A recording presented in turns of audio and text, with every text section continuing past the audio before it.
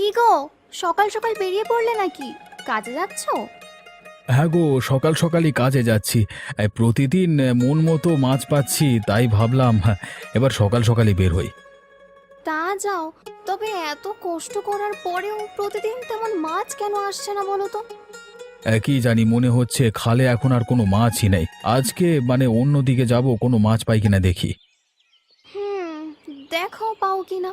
হতে পারে এক জায়গা থেকে মাছ ধরতে ধরতে সেখানে মাছগুলো সব কমে গেছে। হ্যাঁ, আমিও সেটাই ভাবছি। দাও দাও, আমার জালটা আমার হাতে দাও দেখি। হ্যাঁ দিচ্ছি, কিন্তু না খেয়ে বেরোবে নাকি? কিছু মুখে দিয়ে যাও। এখন আর সময় নেই গিন্নি, খেতে বসলে এখন অনেকটা দেরি হয়ে যাবে। এইভাবে বললে হয় নাকি?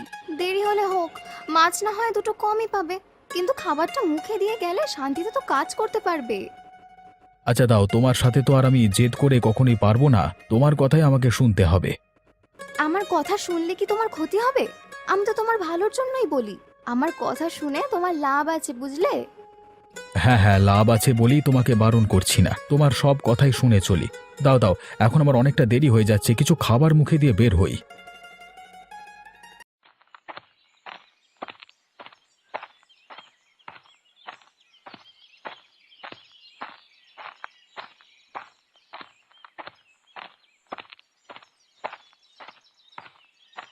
কি গো গোপাল দাদা, মাছ ধরে এত তাড়াতাড়ি ফিরে এলে যে?